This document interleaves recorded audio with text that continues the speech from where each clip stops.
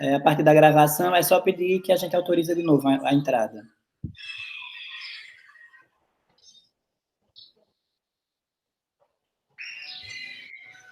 Tá aparecendo o slide?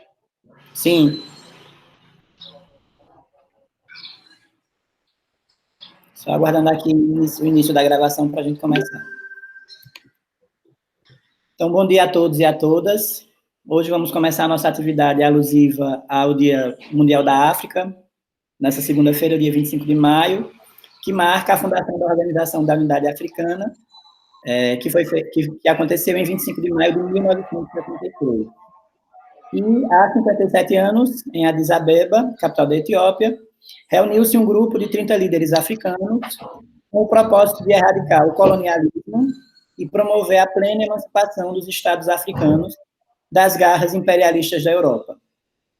A cimeira, que durou de 22 a 26 de maio de 1963, resultou na criação da Organização da Unidade Africana, que teve como principal pauta a retomada das terras e a aceleração do processo de descolonização por qualquer meio necessário. Naquele ano, uma boa parte do continente ainda estava sob domínio europeu, e a necessidade de enfrentamento para a garantia da decisão do próprio destino do povo africano era algo inevitável.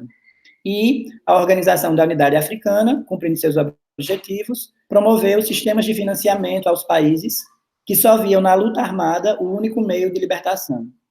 Dentre os anfitriões da cimeira estavam figuras importantes, como Kwame Nkrumah, primeiro presidente do Ghana, que apostava na integração, no federalismo e na criação dos Estados Unidos da África. O pan-africanismo no continente estava nos seus anos de ouro.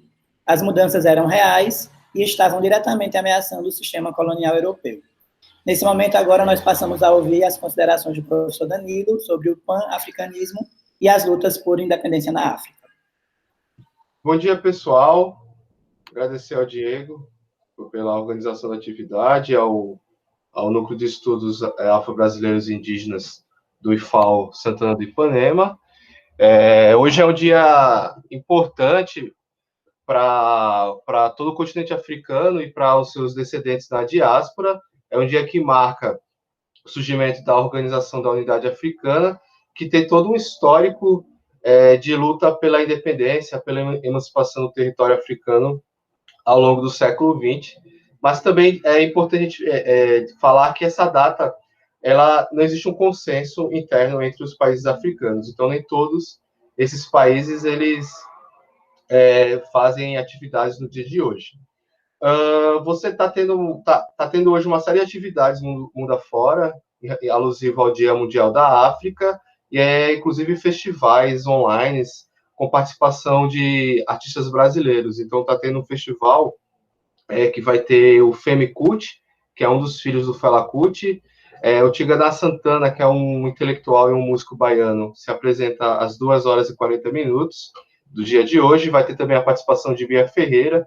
Então, é um desses festivais que marcam o 25 de maio, que é considerado o Dia Mundial da África, e que a gente vai tentar explicar um pouco esse processo de luta por emancipação, por independência dos países africanos, e cutucando um pouco a Organização das Nações Unidas, que vai participar dessa ideia do dia do 25 de maio, mas a participação dela em eventos cruciais para o continente africano, principalmente na luta pela descolonização do Congo belga, né, a gente vai perceber que existe aí umas tensões e alguns contrassensos.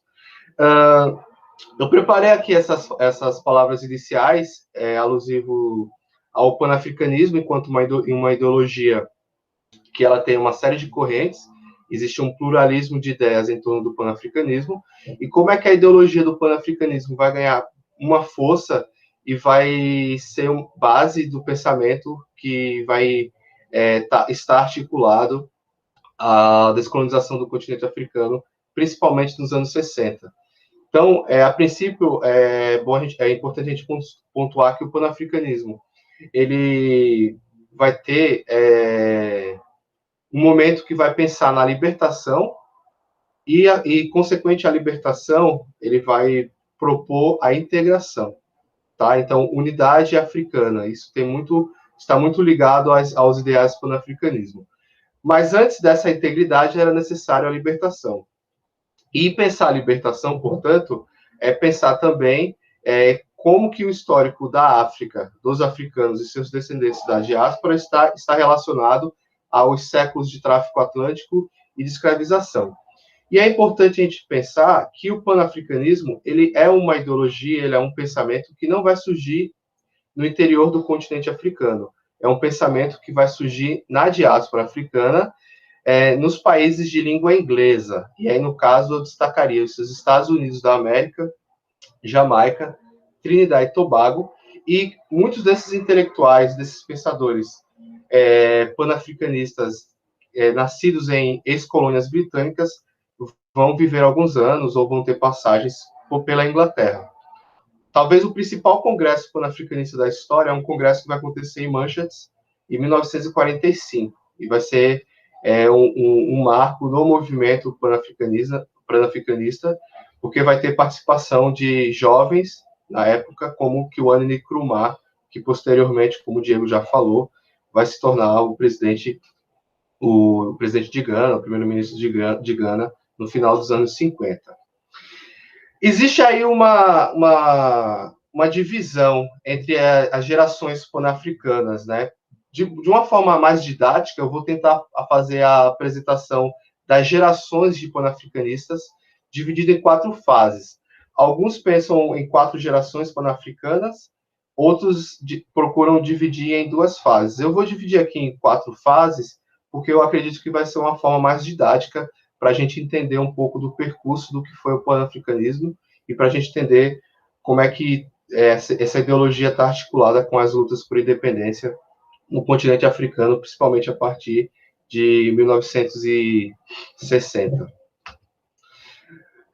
Essa figura com o chapéuzinho, ela vai ser bastante importante na história do panafricanismo, que é o Marcus Garvey. Ele é um jamaicano, ele nasce, vou tentar pronunciar certo a região, em Santana Bay. Traduzindo seria Santana, né? É a mesma região onde vai nascer o Bob Marley, na Jamaica. E aí ele vai se envolver com grevistas na Jamaica e ele vai perder o emprego dele por fazer uma greve.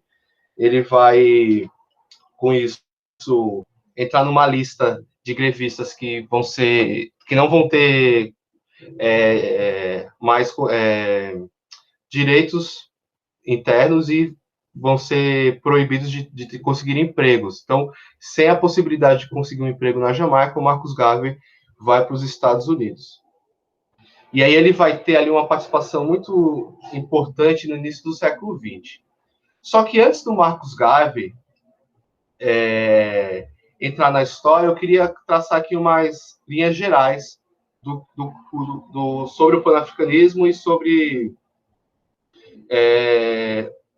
a importância dele para o século XX e para as lutas por emancipações. Então, eu acho que a primeira coisa que a gente podia pensar é que o panafricanismo é uma ideologia que acredita que a união dos povos de todos os países do continente africano na luta contra o preconceito racial e os problemas sociais é uma alternativa para tentar resolvê-los. A partir dessa ideologia, vai ser criada a OUA em 63, dia 25 de maio, a Organização da Unidade Africana, e ela vai ser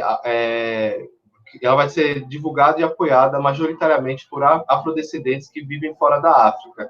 E aí, quando eu falo nesses afrodescendentes, tem uma lista muito grande, como Malcolm X, por exemplo, estaria inserido aí e vai fazer algumas viagens no início dos anos 60 para a África e participar de algum desses encontros envolvendo a Organização da Unidade Africana. E, infelizmente, ele vai ser assassinado ali 2 anos depois da criação da OUA. Então, o panafricanismo, em linhas gerais, é um movimento de caráter social, filosófico e político, que visa promover a defesa dos direitos do povo africano, constituindo um único Estado soberano para os africanos que vivem ou não na África.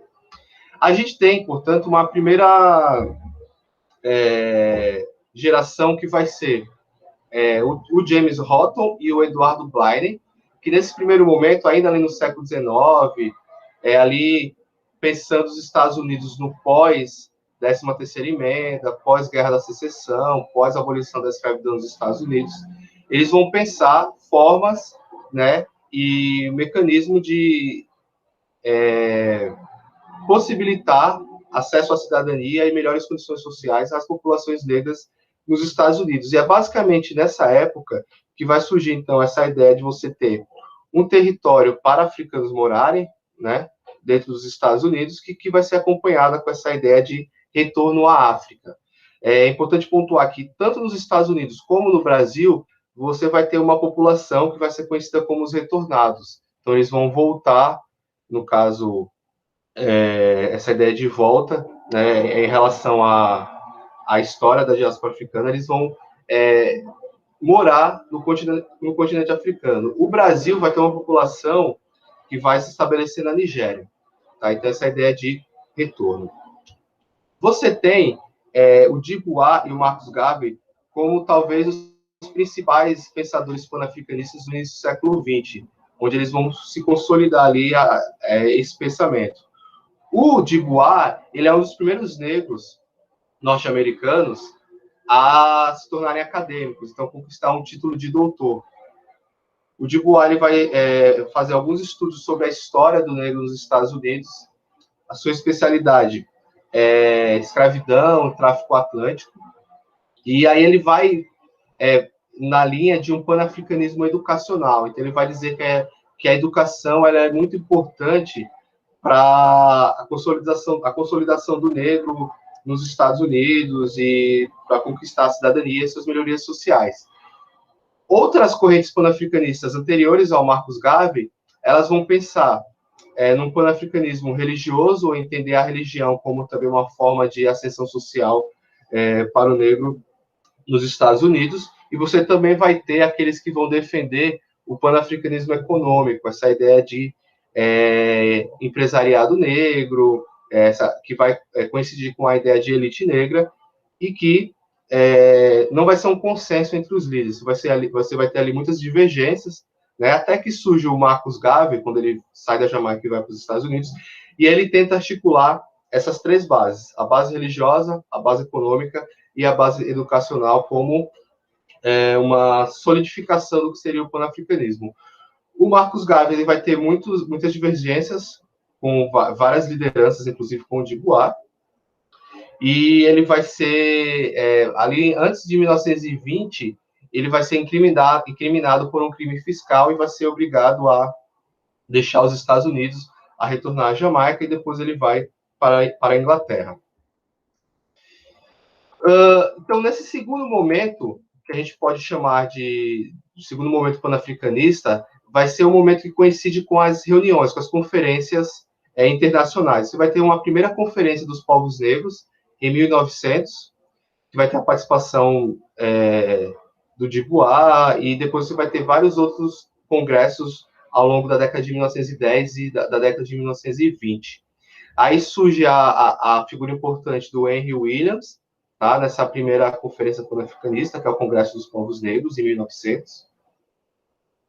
O Marcus Garvey ele vai fundar essa UNIA, que é uma união de africanos, e que vai trabalhar com três ideias, né? Uma primeira corrida, uma autossuficiência e essa ideia de nação. Então, criar uns Estados Unidos da África.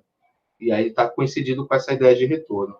E o Dubois, ele vai criar a NACCP, que traduzindo nas palavras significa Associação Nacional para o Avanço das Pessoas de Cor, e vai ser um importante articulador para os congressos de 1919, 1945, que vai ser o de Manchas, tá? O Dubois, inclusive, um pouco mais para frente, ele vai se estabelecer em Gana com sua esposa, na época do governo do Nkrumah, e eles vão fundar uma comunidade de negros americanos em Gana. Uma das pessoas conhecidas que vai viver nessa comunidade é a escritora Maya Angelou. Ela vive em Gana com essa comunidade até retornar para os Estados Unidos para auxiliar na fundação da organização fundada pelo Malcolm X ali no início dos anos 60. Aí a gente vai ter, talvez, uma terceira geração, que vai ser composta pelo Padmore, que aí é um panafricanista que vai colocar com ênfase os ideais socialistas dentro do movimento, vai passar um tempo em Moscou, mas também vai romper com o Partido Comunista Russo por achar que o debate lá em torno da colonização do continente africano não tinha uma importância devida, e vai ser uma figura importante para o Congresso de 1945. A Amy Garvey, ela é uma figura importante também nessa geração, é a viúva do Marcus Garvey, já falecido. E aí você vai ter figuras mais conhecidas nos anos 50 e 60, como Patrice Lumumba, no Congo, o Malcolm X, nos Estados Unidos, o Aimé Césaire e o Frantz Fanon, que são dois intelectuais da Martinica, e eu colocaria aí o Abdias Nascimento, que é um intelectual e ativista do movimento negro brasileiro, e o Amílcar Cabral, que vai ter uma importância nas colônias portuguesas na África, sobretudo Cabo Verde e Guiné-Bissau. É um cara que vai liderar o enfrentamento ao governo salazarista, à ditadura do Salazar de Portugal e as suas intersecções nas Áfricas, Portugal, Moçambique, por aí vai, que são as Áfricas de colonização portuguesa. E aí talvez eu deixei reticências em aberto uma quarta geração, que pode ser composta por Walter Rodney, que é um intelectual que escreveu um livro chamado Como a Europa Subdesenvolveu a África, e aí eu colocaria também o Huey Newton, dos Panteras Negras, o Bob Marley, Thomas Sankara, que vai ser assassinado em 1987, em Burkina Faso, e algumas outras pessoas, né? Então, essa quarta geração deixou em aberto por achar que é necessário um maior entendimento do que seria o panafricanismo dos anos 80 para cá. Então, é uma discussão que eu gostaria de não encerrar hoje e deixar como provocação e reflexões futuras. Eu já estou falando há mais ou menos 10 minutos, ok, Diego? Isso mesmo. E aí, agora, passada essa primeira explanação sobre o panafricanismo, eu vou passar os próximos 10 minutos falando um pouco das lutas por independência na África e tentar fechar aqui essa primeira apresentação para a gente abrir aí para o debate e para o diálogo com os colegas. E aí, então, o movimento panafricanista ele vai conhecer uma nítida inflexão em suas atividades na América e na Europa após a realização do Congresso Pan-Africano em Nova York, isso no ano de 1927. E esse congresso e essa geração ela vai se posicionar contra a invasão italiana na Etiópia. Pensar em panafricanismo, pensar em lutas por independência da África, faz a gente pensar em como que a Europa ela vai impor esse domínio colonial a partir do século XIX. Então, rapidamente, o que está acontecendo no mundo entre os finais do século XVIII e início do século XIX? As colônias europeias, as potências europeias, no caso, os colonizadores, vão estar perdendo suas principais colônias. No caso, os Estados Unidos era a principal colônia britânica. Você vai ter a Revolução Haitiana, onde o Haiti era o principal produtor de açúcar do mundo, e a principal colônia francesa, e posteriormente você vai ter as independências do Brasil e dos países colonizados pela Espanha. Então, o que está acontecendo nesse processo? Há uma mudança de projeto colonial da Europa e voltada para o continente africano, e que vai ter uma culminância ali com a Conferência de Berlim no final do século XIX, onde você vai ter a chamada Partilha da África.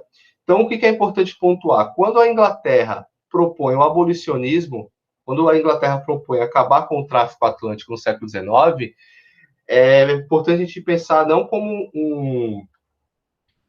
uma estratégia humana por parte da Inglaterra, mas a Inglaterra ela não queria que essa mão de obra, que seria muito importante para ela no continente africano, deixasse o continente em direção às Américas.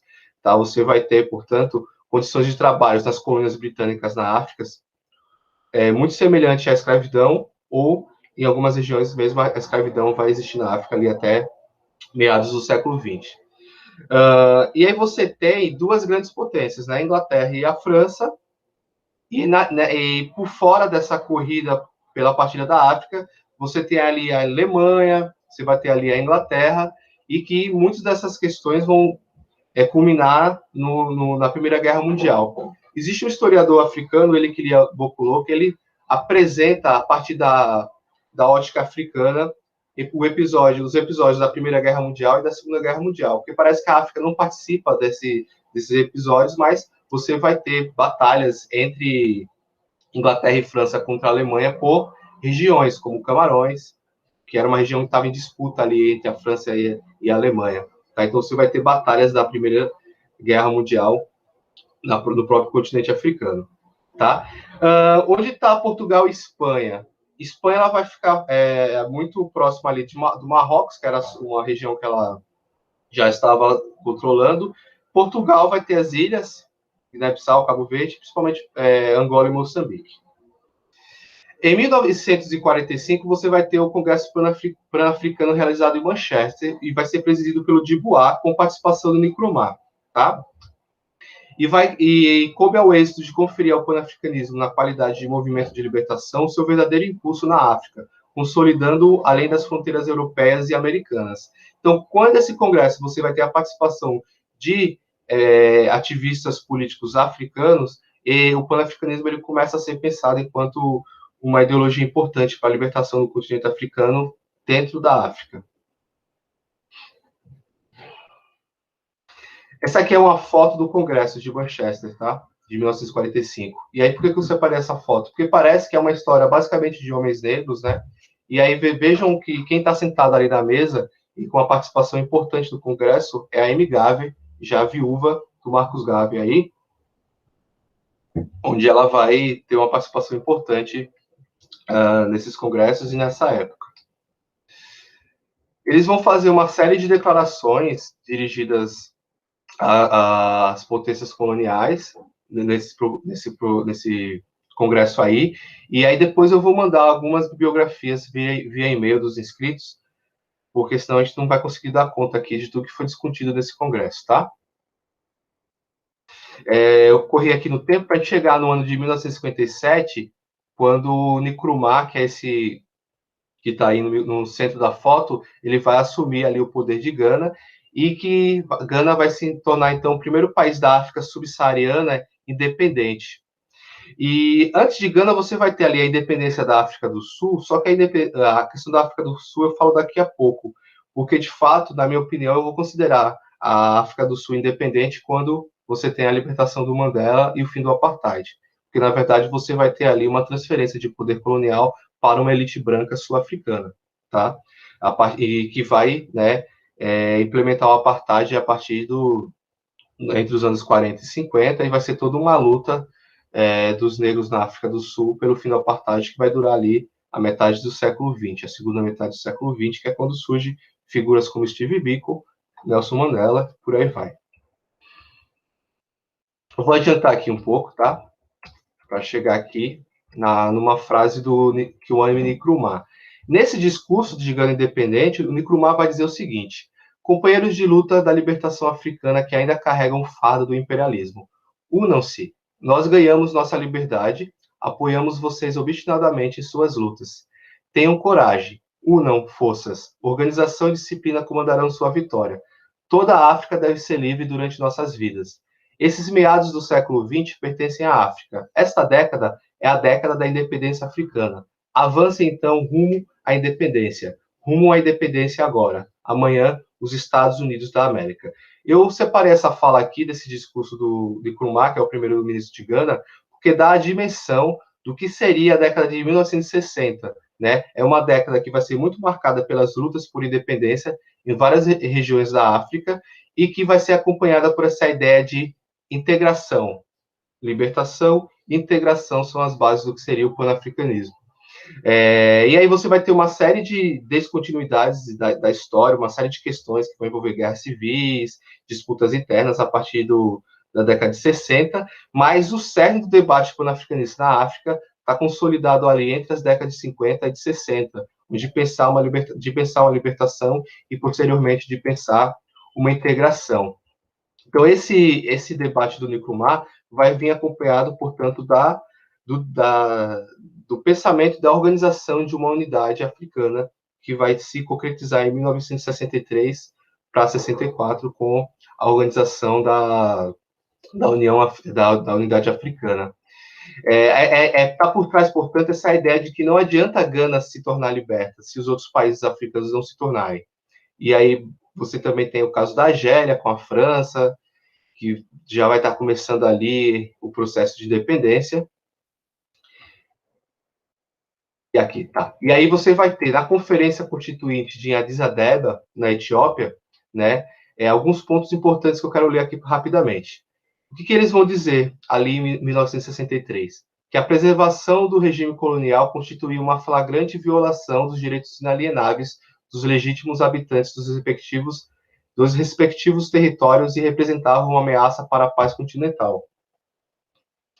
Que a Grã-Bretanha deveria respeitar a Resolução 1515 das Nações Unidas relativamente à independência e não conceder a independência à minoria branca da Rodésia do Sul, atual Zimbábue, coisa que já tinha feito com a África do Sul anos anteriores. Então, aí vem aí esse embate que alguns países do sul da África estavam tendo emancipação de territórios em relação à Grã-Bretanha, só que quem estava assumindo o poder era essa elite branca. E caso a Grã-Bretanha concedesse a independência a esta minoria, os membros da Organização da Unidade Africana ofereceriam um efetivo apoio de ordem moral e material a todas as legítimas medidas que pudessem ser tomadas pelos dirigentes nacionalistas africanos e, eventualmente, por eles próprios, contra o Estado que reconhecesse o governo desta minoria. Que a Namíbia era um território africano sob mandato das Nações Unidas. A Namíbia ela pertencia à Alemanha nazista, e aí com a Segunda Guerra Mundial ela vai passar para as Nações Unidas. Então percebam aí toda uma problemática envolvendo a ONU, cujos habitantes tinham direito à autodeterminação e à independência, consistindo a ocupação desse território pelos sul-africanos um ato de agressão. E aí também vai pontuar em relação ao genocídio cometido pelos portugueses nas colônias na África. E aí eles também vão pensar um boicote econômico à África do Sul enquanto durasse o apartheid, tá? Nos anos 60, você vai ter duas obras de africanos em diásporas que vão se tornar, vamos dizer, best-sellers, acompanhados por várias traduções do mundo todo. O Frantz Fanon escreve Os Condenados da Terra e vai falecer poucos meses depois da publicação desse seu livro, que é importante para pensar a luta pela independência e descolonização da África. E o Malcolm X vai ser assassinado, só que ele já tinha dado várias entrevistas para o Alex Haley, então a autobiografia do Malcolm X vai ser publicada após a morte do Malcolm e vai se tornar dois grandes best-sellers, né? Tanto a autobiografia do Malcolm X como Condenados da Terra, nos anos 60. E são ideias que vão ser bastante veiculadas pelo mundo e bastante lidas, por exemplo, pelo movimento negro brasileiro até hoje. Nos anos 60, você vai ter aí Os Panteras Negras, onde você vai ter também essa ideia do panafricanismo vinculada, tá? Essa é uma foto, ao lado esquerdo tem uma foto do café da manhã, né, que era preparado pelos Panteras Negras, com o apoio de alguns empresários negros e algumas igrejas. E isso era visto com maus olhos pelo FBI, porque estava aumentando a popularidade dos Panteras Negras. Então, o que o governo americano faz? Começa a implementar merenda nas escolas. Os Panteras Negras apontavam que a má alimentação das crianças negras estava extremamente ligada ao desempenho escolar delas. Então, elas não comiam e elas tinham dificuldade de aprendizagem. Tá? Então, esse é um fato interessante. Só um parênteses que eu quis abrir para mostrar como é que as coisas estavam acontecendo ali nos anos 60. Indo, portanto, para os finalmente, para concluir, a África, então, ela vai viver a década de 1960 como uma década da emancipação, da libertação. Você vai ter Gana se libertando da Grã-Bretanha entre 1957 e 1960. Você vai ter a independência do Quênia em 1963. O Congo contra a Bélgica em 1960, e daqui a pouco eu vou falar um pouco mais para finalizar a nossa fala sobre a presença belga no Congo. Guiné-Bissau, Moçambique e Angola contra Portugal. E aí é contra um Portugal salazarista, tá? Contra uma ditadura sangrenta do Salazar. Diante disso, você vai ter aí a ideia de descolonizar a África também nas artes e também no pensamento. Então, você vai ter o Festival de Artes Negras, com participação do Abdias Nascimento, e no caso aí é o cartaz de 66. Você vai ter o primeiro festival nos anos 60 e o segundo no início dos anos 70. A delegação brasileira nesse primeiro festival, entre as figuras mais famosas, você vai ter o Pixinguinha. Nos anos 70, você vai ter Abdias Nascimento e o Gilberto Gil aí como destaque. Em 79 para 80, o Bob Marley vai lançar o Survival, que é um álbum muito influenciado pelas ideias pan-africanistas, você pode perceber pela bandeira, pelas várias bandeiras das nações africanas, e com várias menções ao Marcus Garvey, tanto na letra como em citação de uma frase do Marcus Garvey que está ali embaixo da capa do disco. Não sei se vocês conseguem visualizar isso aí. Talvez a principal demonstração desse ideal pan-africanista em torno do survival do Bob Marley seja a música Africa Unite, onde ele vai cantar para a África se unir. E também a música Zimbábue. Inclusive, o Bob Marley vai fazer um show no dia da independência, no dia da comemoração da independência do Zimbábue, no início dos anos 80. É um show histórico do Bob Marley, que foi registrado aí em vídeo e tem alguns documentários. Para finalizar, eu queria jogar algumas problematizações, algumas provocações. Esse aí é o Patrice Lumumba, ele vai ser assassinado em 1961 e algumas investigações dão indícios da participação da ONU, dos Estados Unidos e da Bélgica. Quem é Patrice Lumumba? Ele vai ser o líder da independência do Congo. O Congo é um dos países que vai ter uma colonização, talvez a colonização mais sangrenta. A partilha da África e a presença belga no Congo vai vir acompanhada de um extermínio das populações congolesas. E o Patrice Lumumba, que vai ter aí uma aproximação com o Nkrumah, é um dos líderes africanos que vai trazer os ideais socialistas para a África, ele vai ser assassinado em 61. Na verdade, ele vai ser preso, torturado e assassinado. E aí depois descobre-se que vai ter a participação dos Estados Unidos e da ONU nisso.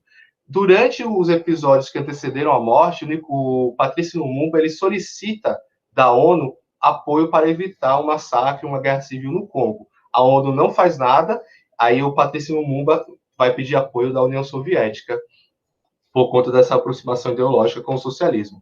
O que acontece? Ele é preso, é torturado e vai implementar um golpe de Estado que vai durar de 1965 a 1997, em que vai ser a morte do Lumumba vai vir acompanhada por um conflito que em números significa o segundo maior confronto desde a Segunda Guerra Mundial. Né? Então, uma página da história que fica silenciada. Quando a gente fala em guerras no século XX, na história contemporânea, a gente meio que esquece do continente africano e do que a participação da ONU, da Bélgica e dos Estados Unidos significaram para o Congo. Tá? Então, o primeiro líder africano socialista com o maior expoente a ser assassinado vai ser o Patrice Lumumba. E, infelizmente, não vai ser o único. Você vai ter o assassinato do Amilcar Cabral, que é um líder dali da resistência nas colônias de Guiné-Bissau e Cabo Verde, né, que estava lutando contra a ditadura do Salazar. Em 1973 ele vai ser assassinado. Você vai ter o Tomás Sankara, assassinado em 1973, tá? Desculpa, ele vai ser assassinado em 1987. Tá errado aí, tá repetida a data, tá? Em Burkina Faso. Alguns chamam ele de Che Guevara africano. Eu não gosto muito, não. Acho que Che Guevara foi um revolucionário e Tomás Sankara um revolucionário também. Ambos em seus momentos, tá? Você tem a mãe do Fela Kuti, a Funmilayo, que vai ser torturada, vai ser espancada dentro da casa dela, onde ela morava com o filho, e vai morrer dias depois, em 1978. Então, o que está por trás dos assassinatos do Patrice Lumumba, do Amilcar Cabral, do Tomás Sankara e da Funmilayo Kuti? Está por trás que as principais lideranças socialistas do continente africano vão ser assassinadas, tá? Ou com apoio ou não de algumas colônias, de algumas potências europeias, mas o que está por trás disso é que os grandes projetos socialistas para a África, encabeçados por essas lideranças, vão ser assassinadas. Tá? Esse aí é o Fela Kuti, que é o filho da Funmilayo, vai ser preso mais de 300 vezes pelo ditador nigeriano da época, entre os anos 60 e 70. Quem é que foge aí tudo isso? Nelson Mandela. né? Tem um texto do Achille Mbembe intitulado Os Caminhos Inesperados, porque o Nelson Mandela era para ter sido assassinado, não foi. Era para morrer na prisão, não morreu na prisão. Era para ter sido exilado, não foi. Ele fica preso décadas, sai da prisão e assume a presidência da África do Sul.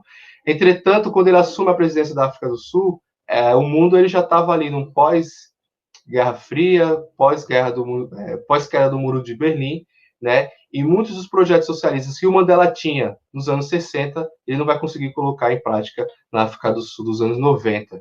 Quem admirava muito os ideais do Nelson Mandela, e isso está comprovado em cartas e em alguns discursos, é o Malcolm X, tá?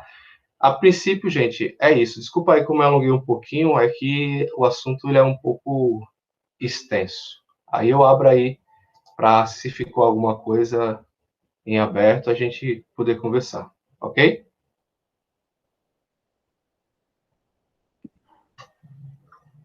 Obrigado, Danilo. Maravilhoso, a gente aprende muito com o Danilo, né? É uma verdadeira aula. E nesse momento eu queria abrir para os nossos participantes, quem quiser fazer alguma pergunta, alguma intervenção. Enquanto o Danilo falava, eu estava dando uma olhada aqui no livro do Frantz Fanon, né, Os Condenados da Terra. Eu não consegui ler o livro todo ainda, nessa empreitada do mestrado, mas consegui ler uma boa parte, e até acabei de fazer aqui uma arte, porque eu acho que tem uma frase que é muito representativa nesse livro, né? É essa frase aqui. Na luta de libertação, esse povo, outrora repartido em círculos irreais, esse povo, presa do pavor invisível, mas feliz de perder-se numa tormenta onírica, se desloca, se reorganiza e nasce no sangue e nas lágrimas dos enfrentamentos muito reais e muito imediatos. Acho que vem muito a calhar nesse momento dessa discussão. Fiquem à vontade, queridos e queridas.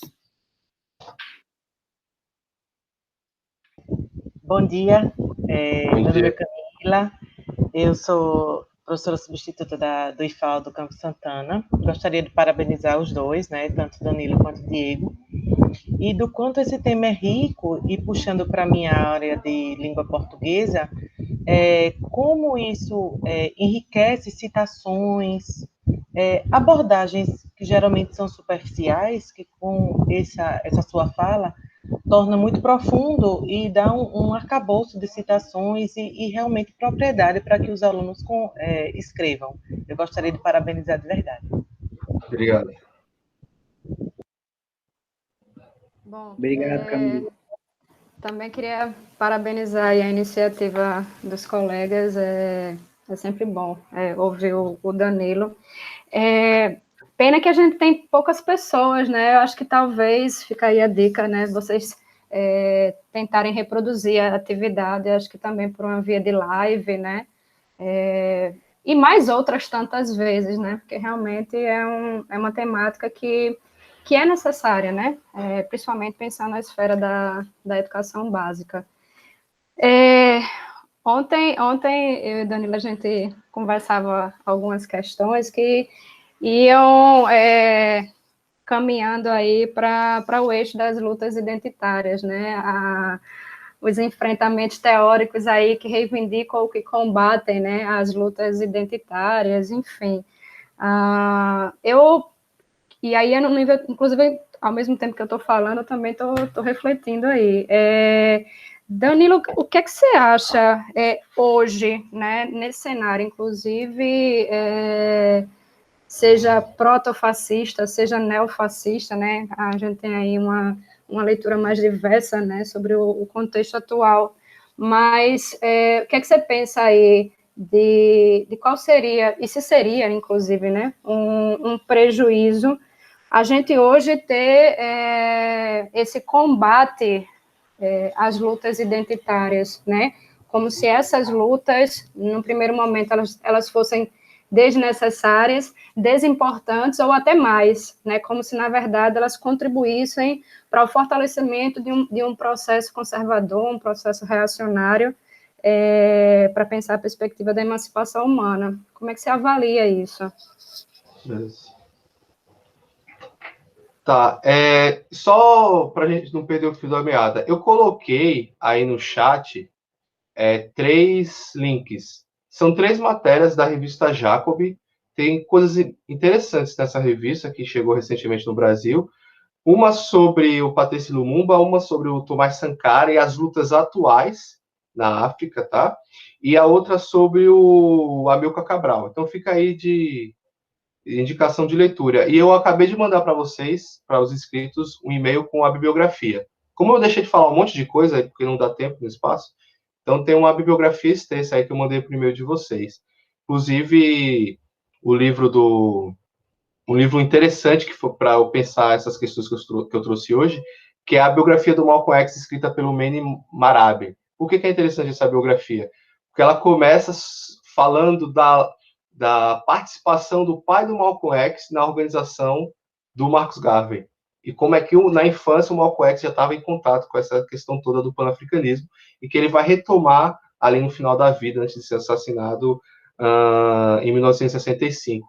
Então, acho que é uma biografia que faz um paralelo interessante por conta das várias viagens que o Malcolm X faz à África e um pouco como é que ele vai mudando o pensamento que ele tinha dessa construção do nacionalismo negro ali já para o final da vida. Tá? Então, isso aí só mais um parêntese para vocês. Eu acho assim, hoje você tem uma estratégia sendo construída para deslegitimar as pautas identitárias.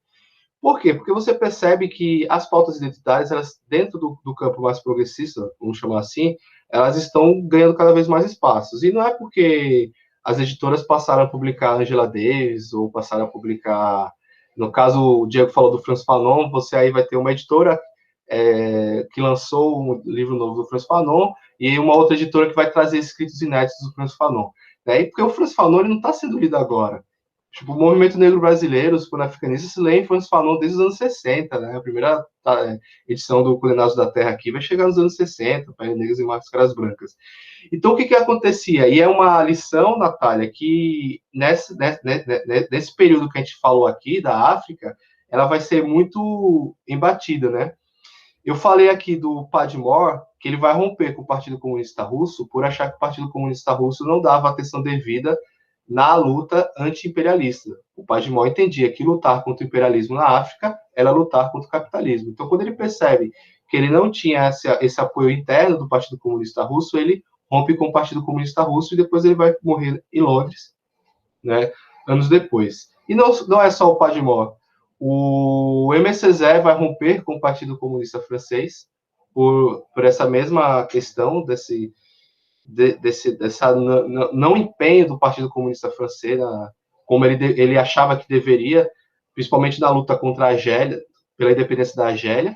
E o mesmo você vai ter críticas do Frantz Fanon, né, a essa chamada esquerda europeia por essas questões. Então, tem uma carta que eu acho que não tem nem tradução no Brasil, do Aimé Césaire, dizendo por que ele está rompendo com o Partido Comunista, né? Então, e por que eu estou falando isso? Porque essas questões, elas também não são atuais, né, Natália? Elas estavam presentes aí nesse processo do panafricanismo e das lutas por independência na África. E já que eu cito tanto, já citei muitas vezes o Malcolm X, isso porque eu me debrucei um pouco da sua biografia aí nas últimas semanas de quarentena, li a autobiografia, assisti o documentário da Netflix, reassisti o filme do Spike Lee e essa biografia pelo Marabe. Isso também vai estar presente um pouco como é que o Malcolm X ele vai pontuar. Para o finalzinho ali da vida, o Malcolm X ele vai ser muito próximo dos trotskistas que estavam ali no Harlem, né? Porque tem uma parcela da esquerda norte-americana que vai entender que a luta de classes e a Revolução Americana ela está extremamente ligada com a população negra. Isso era um pensamento que a esquerda americana tinha. Se surgir uma revolução nos Estados Unidos, essa revolução vai vir pelas lutas das populações negras e tal. E aí o que acontece? No Brasil, especificamente, Natália, essa pauta ela vai estar sendo aí muito em voga aí nos últimos anos, e aí você tem tentativas de deslegitimação das causas ou das pautas identitárias por uma parcela desse campo mais progressista brasileiro. E aí, quando eu falo causas identitárias, a gente coloca, né, não só das populações negras, mas também a importância dos movimentos indígenas, A gente está tendo aí uma semana de votação sobre o marco territorial, né? E também todas as questões que envolvem a LGBTQI+, questões de mulheres e por aí vai. O que eu percebo, assim, para voltar a falar para vocês, é que como você tem nessas pautas identitárias uma maior inserção em algumas camadas da sociedade que não tinham, né? Isso torna, né, a luta um pouco mais plural. Só que há um incômodo, e aí eu não vejo o motivo, não sei o porquê, de que talvez essas questões todas fragmentassem a esquerda, ou que deixasse de pensar o que seria a luta de classes de uma forma mais genérica, assim, né? E é isso e cria alguns debates. Obviamente que para alguns movimentos mais contemporâneos, né, talvez falte mais pensar de uma forma mais coesa algumas questões que às vezes soam como polêmica. Então, por exemplo, lugar de fala. Há um incômodo muito grande nessa ideia de lugar de fala, mas há também, né, uma tentativa de não entender o que de fato significa o lugar de fala. Então, o que eu vejo pensando nessas pautas identitárias articuladas a essa ideia de lugar de fala, interpretações erradas sobre isso, né? Algumas interpretações que são talvez mal pensadas, né? Eu consegui responder, Natália? Sim, sim, conseguiu. Eu tava, mas já que você abriu aí, eu vou parar de escrever. Eu estava aqui escrevendo. Eu nunca, inclusive na época de militância, eu nunca li nada a respeito das reflexões que a terceira e agora, né, a quarta internacional, né, principalmente a partir dos anos 80, como é que esses dois contextos, né, de lutas internacionalistas, como é que eles estavam olhando o movimento pan-africanista e as suas lutas e as suas demandas, e como associá-las às demais lutas do eixo europeu. Eu vou colocar o eixo americano, mas já sabendo, né, que tem uma fragilidade muito grande, né, para a gente pensar como é que, inclusive, os movimentos de caráter socialistas, como é que eles vão estar olhando uma dita Revolução Brasileira. Então, para a gente pensar Brasil, já tem uma fragilidade absurda, que dirá para a gente pensar, né, como é que esses intelectuais, esses militantes, né, em nível internacional, como é que eles estão olhando, né, esses vários momentos na África, e porque assim, a impressão que eu tenho, e aí realmente pode ser uma debilidade, uma fragilidade minha, mas a importância, a reflexão que eu tenho é que parece que ainda hoje, quando se traz esse olhar sobre a África, pensar, né, as especificidades do continente africano, parece que a gente coloca numa caixinha de estudos culturais, sabe? Vamos olhar essa África como a África que é autêntica enquanto cultura, mas eu ainda sinto na produção intelectual política, e aí pensando no Brasil, algo muito débil e mais ainda, né? Algo ainda muito senso comum, né? E eu sinto uma fragilidade e um problema muito grande nisso, porque realmente a gente não só reivindica uma necessidade de um outro olhar sobre o Brasil e as especificidades do contexto brasileiro, mas também a gente termina corroborando com esse olhar equivocado, né, raso, sobre o continente africano. E aí a gente tem toda uma parcela da esquerda que ainda acha que é legal ficar, né, descendo o cacete nas lutas identitárias, né? Então, eu vejo isso com muita preocupação, sabe, para o contexto atual. Né? E você falando, eu me lembrei aqui do Stuart Hall. O Stuart Hall é talvez um dos maiores pensadores do século XX, né? Uhum. Jamaicano e que vai para a Inglaterra e que na Inglaterra ele se insere num grupo chamado New Left Levin, que é a Nova Esquerda, né, a revista da Nova Esquerda, e está ali junto com Thompson, com Hobsbawm, com várias pessoas que passaram pelo Partido Comunista Britânico, depois romperam, né, após os anos 60, e aí no Brasil traduziram um texto do Stuart Hall chamado Identidade Cultural na Pós-Modernidade. E aí o que falaram, como tem pós-modernidade no título, o Stuart Hall virou pós-moderno, mas o Stuart Hall é marxista. Tá entendendo? Isso. Parece que a ideia de pós-moderno, né, é o lugar onde você pode colocar tudo aquilo que você considera que é inútil para a história, né? E inclusive cometendo um equívoco temporal mesmo, né? O que é que significa o conceito mais particular de pós-moderno, né? Sim. É isso. E, obviamente, que você vai ter muitos estudos do Stuart Hall sobre cultura, ele vai ser um grande estudioso sobre cinema, sobre música, né? Mas isso não exime que toda a contribuição para o pensamento marxista que o Stuart Hall vai ter, né? Então, se as pessoas se debruçassem na obra, né, e não criassem achismo, talvez a gente tivesse uma outra percepção do que está acontecendo, né? Isso. Eu só queria falar mais um negocinho aqui, que, como vocês viram, o panafricanismo ele não é uma ideologia singular, né? Você tem uma pluralidade.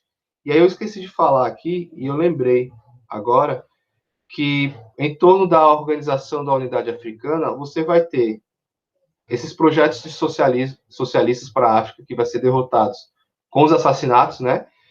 E aí você vai ter os nacionalistas, que vão estar mais ligados ali, principalmente nos anos 60 e 70, nessas ditaduras que vão surgir na Nigéria, em Gana, né, que as pessoas vão ficar 20, 30 anos no poder. E nessa época, você vai ter algumas lideranças que vão propor o não alinhamento. Aí nessa época que eu digo é a Guerra Fria. O que essas lideranças do não alinhamento estavam falando? Ó, o mundo está ali na Guerra Fria entre o bloco capitalista e o bloco socialista, e eu acho que os problemas do Norte são problemas do Norte, então eu vou optar pelo não alinhamento. E aí você vai ter uma relação com o movimento que a gente conhece como um pan-arabismo, né? Então é um diálogo maior entre o Sul-Sul. Só que nesse diálogo maior entre Sul-Sul, a gente precisa problematizar algumas coisas. Por exemplo, o Brasil e a Nigéria vão construir aí acordos econômicos envolvendo a indústria automobilística. Mas quem é que está nesse acordo? É a ditadura civil-militar brasileira com a ditadura nigeriana, né? Então, esses pormenores é importante, porque senão a gente, já que você falou dessa ideia de África, para a gente não criar uma ideia romanceada, né? Ah, tá vendo o pessoal lá na África que estava lutando? Não, mas a gente precisa falar que houveram regimes ditatoriais corruptos por africanos na África, né? Sim, sim. Era isso. Que esqueci de falar. Mais alguém, gente?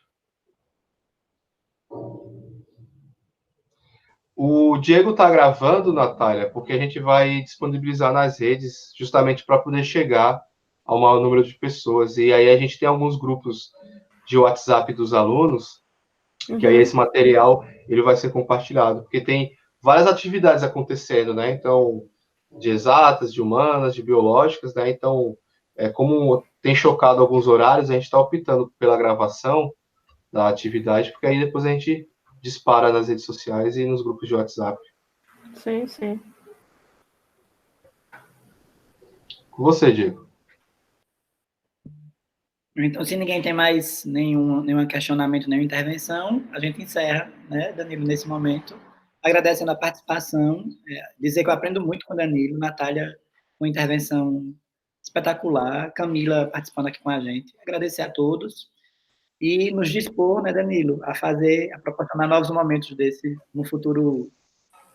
Sim, e essa atividade da África, a gente pensou assim, meio que em cima da hora, porque a gente estava cheio de atribuição, não estava entendendo como é que ia se dar esse período. Essa vida de blogueirinha não é fácil não, rapaz, tá pensando o quê? Natália, eu não consigo acompanhar esse homem, não, eu só fico olhando assim, tentando ajudar, mas o ritmo de Danilo é... O rapaz é imperativo, né? A gente não podia deixar passar a data, né? Que ainda é uma data ainda pouco conhecida para além dos grupos que estão aí na questão do movimento negro, né, etc. E então a gente pensou assim um pouco em cima da hora. Ano que vem a gente faz uma coisa mais pensada, com um tempo de divulgação maior, né? Envolvendo o NEABI. E eu tinha pensado em encerrar a atividade com um clipe. Só que eu não consigo jogar o áudio para vocês. Então, o videoclipe, ele tá no e-mail, foi pro e-mail. Danilo, joga aí a imagem que eu vou tentar jogar o áudio. Tá, é um clipe, e aí quando acabar aí, vocês estão liberados. É um clipe de um rapper senegalês chamado Didier Awadi. Ele já esteve no Brasil, ele tem parcerias com o Rap Hood, né? E esse Didier Awadi, tem uns anos atrás, ele, né, bastante politizado, ele lançou um videoclipe que tá aparecendo aqui, é o Michael Jordan. Deixa eu só pular aqui o anúncio. Manda para mim no Zap, Danilo, o link desse vídeo. Ele lançou um álbum chamado Ma Revolution, né? E lançou um clipe. E o clipe ele é bastante interessante, porque a gente está falando de panafricanismo, né? E o clipe ele foi gravado na Colômbia. Tem várias imagens da Colômbia, que é um país ao lado do Brasil, que teve uma diáspora africana enorme. E no clipe ele faz uma referência a uma série de pessoas que a gente falou aqui, como o Frantz Fanon, como o Fidel Castro, Patrice Lumumba, uma série de, né, MC Zé. Aí a ideia era finalizar a atividade com esse clipe. Se a gente conseguir passar para vocês, beleza. Se não, já foi por e-mail, tá? Que eu acho que é um rapper que traz questões bastante atuais. Você conseguiu aí, Diego?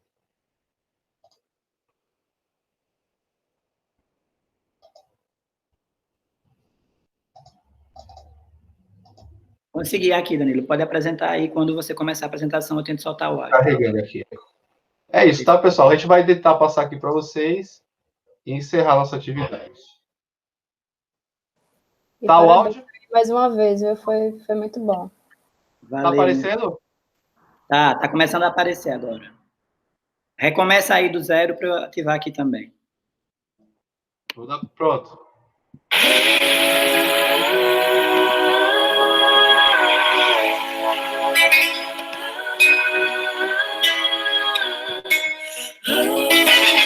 Chaque génération, dans une relative opacité, doit dériver sa mission, la culture ou la trahir. Transparent, ma révolution, elle me vient de Thomas Sankara, me vient de Gandhi, elle me vient de Nelson Mandela, ma révolution, c'est un nomade samouraï, elle me vient de Samori, s'analyse dans le Guevara, ma révolution, elle me vient de Mao Mao, de Mars à Lénine, pour la Chine, y a même du Mao, ma révolution, au Bénin, elle vient de Péansin, je la crie, je la répète, elle me muisin, ma révolution, elle porte un nom, Frantz Fanon, d'aller de la terre est nécessaire, quel est son nom, ma révolution, Malcolm X, Martin Luther, le continent va mal, je le sais pourquoi le père, ma révolution, Kwame ma panafricanisme, et je me bats contre l'anticamitisme, ma révolution, je suis un activiste musical, rebelle et marginal, Awadi, super radical, ma révolution, dédicace à tous les combattants, mes frères sur le continent qui lutte, ma révolution, dédicace à tous les combattants, mes sœurs sur le continent qui lutte, ma révolution, dédicace à tous les combattants, mes frères, tous les militants qui luttent, ma révolution. Ma révolution prend du sens dans le Congo pour les chèques et chétifs qui traînent pour le Congo. Un pays riche que les imbéciles ont divisé. Reste là à diviser l'histoire, reste à réviser ma révolution. Et les solidaires, des Kanaks, des aborigènes ou bien des Indiens Arawak. Ma révolution, c'est pour tous ces morts de Guinée. Tombés sous les balles pendant que l'opinion se débilait. Ma révolution, la vérité, c'est ma nature. Elle tient de faits divers, de causerie, puis de lecture. Ma révolution, dans ma vie, c'est la constante, la ligne directrice de la génération consciente. Ma révolution, c'est pour Kamal Abdel Nasser et Cheikh Anta Diop, le pharaon m'a rendu fier. Ma révolution, je suis un activiste musical, rebelle et marginal, Awadi, super radical. Ma révolution, dédicace à tous les combattants, mes frères sur le continent qui lutte. Ma révolution, dédicace à tous les combattants, mes sœurs sur le continent qui lutte. Ma révolution, dédicace à tous les combattants, mes frères, tous les militants qui luttent. Ma révolution.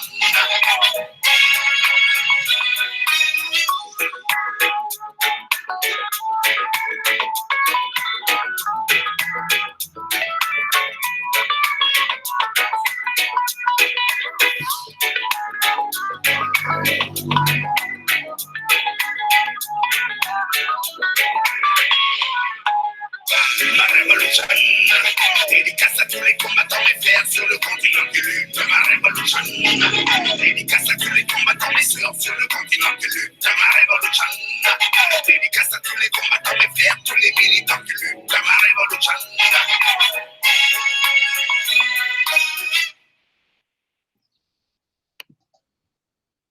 Então, agradecer a todos mais uma vez e até a próxima. Tchau, pessoal. Tchau, pessoal.